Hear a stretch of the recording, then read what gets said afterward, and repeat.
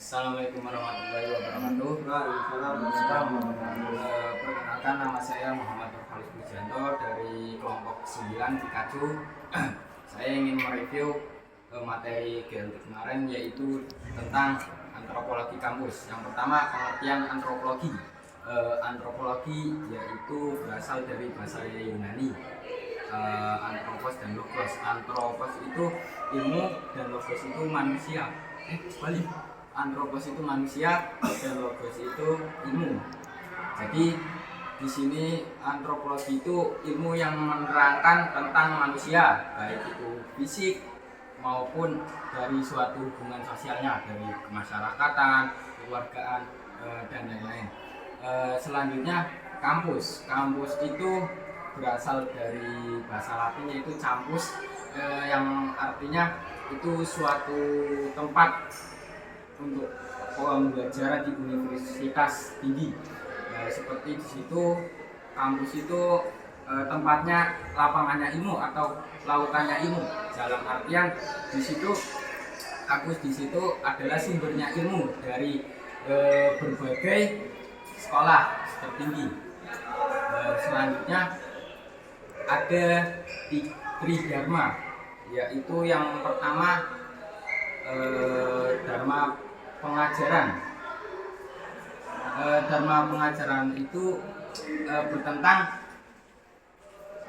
belajar dan mengajar dalam kampus. Ya, seperti yang saya pahami itu seperti kayak media presentasi yang biasa dilakukan di kelas, kayak seperti diskusi dan lain-lain.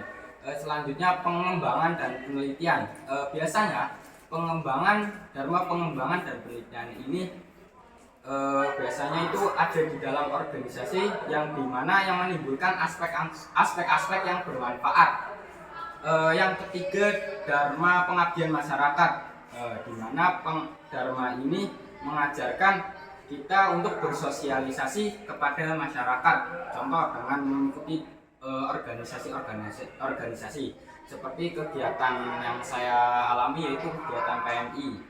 Di situ kan kegiatan tersebut akan belajar tentang agama, belajar bersosialisasi dengan masyarakat pada umumnya, agar kita itu mempunyai rasa kepekaan terhadap masyarakat. Yang selanjutnya norma atau etika. Biasanya setiap kampus itu memiliki aturan tersendiri. Setiap peraturan yang di kampus itu harus ditaati. Norma itu atau etika biasanya mahasiswa dan dosen itu harus memiliki akhlak atau moral. Perilakunya bagaimana ketika bertemu dosen, kalau di dalam kelas bagaimana. Itu namanya norma etika. Terus di dalam perilaku itu biasanya tersebut ada pelanggaran-pelanggaran, yang dimana pelanggaran tersebut itu melencengkan dari etika. Seperti contohnya ketika ada peraturan di kampus, yaitu ketika presentasi dosennya menyuruhnya di dalam kelas itu diam. Nah, ketika itu saya melanggar di situ bercanda atau beneran.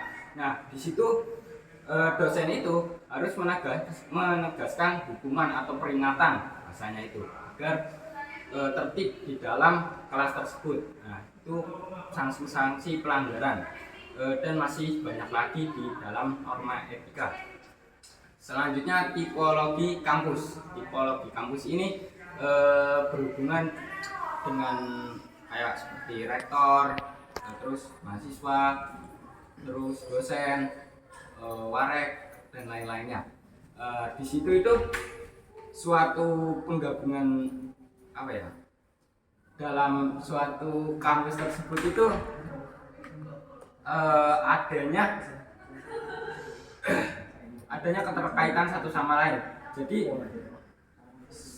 dalam kampus ketika tidak ada salah satunya mahasiswa atau dosen, maka tidak bisa dinamakan tipologi kampus. Selanjutnya tipologi mahasiswa. Banyak tipologi mahasiswa yang saya pelajari. Yang pertama tipologi mahasiswa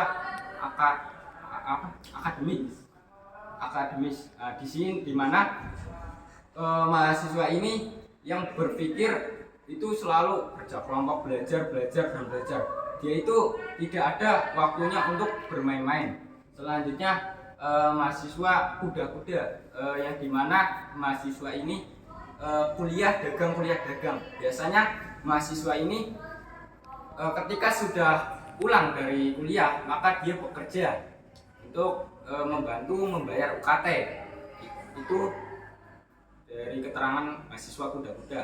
Selanjutnya mahasiswa kupu-kupu, yang dimana biasanya mahasiswa ini kuliah pulang, yang dimana dia itu tidak mengikuti dalam kegiatan organisasi atau kampus lah. Biasanya mahasiswa ini memiliki tersendiri kesibukan di rumah atau di pondoknya biasanya.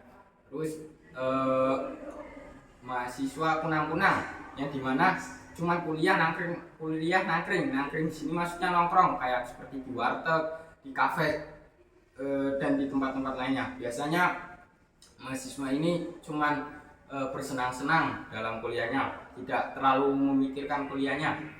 Terus ada mahasiswa main-main. Biasanya kalau ke kampus itu cuma tempat mencari wifi atau bagaimana untuk seperti bermain game atau yang lainnya. Intinya mahasiswa IP ini tidak baik dicontoh. Selanjutnya mahasiswa kepemimpinan. Mahasiswa kepemimpinan ini biasanya dia itu mengikuti aktif dalam suatu organisasi, yang dimana dia berperan sebagai pemimpin atau bagian staf lainnya, sekretaris, bendara. Dia disebut sebagai pemimpin, yang dimana dia itu biasanya aktif dalam organisasi. Selanjutnya mahasiswa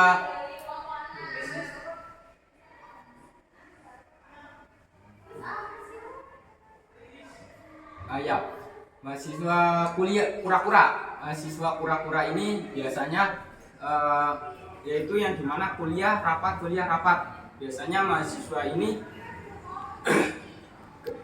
terlalu sibuk dalam mengikuti organisasi yang terpenting dalam kampusnya. Intinya setiap ada matkul mestinya izin dari beberapa matkul tersebut, agar mahasiswa ini biasanya menghidupkan organisasinya, yaitu tidak terlalu aktif di kuliahnya, namun aktifnya itu lebihnya di organisasinya. Ya ini biasanya ada, penting juga, tergantung dari kitanya membagi waktu kuliah sama organisasi itu bagaimana. Mungkin masih banyak lagi tipe-tipe logi mahasiswa yang lainnya, namun yang saya pelajari segitu dulu. Kurang lebihnya mohon maaf apabila ada kesalahan dalam tuturan kata saya, mohon maaf yang sebesar-besarnya.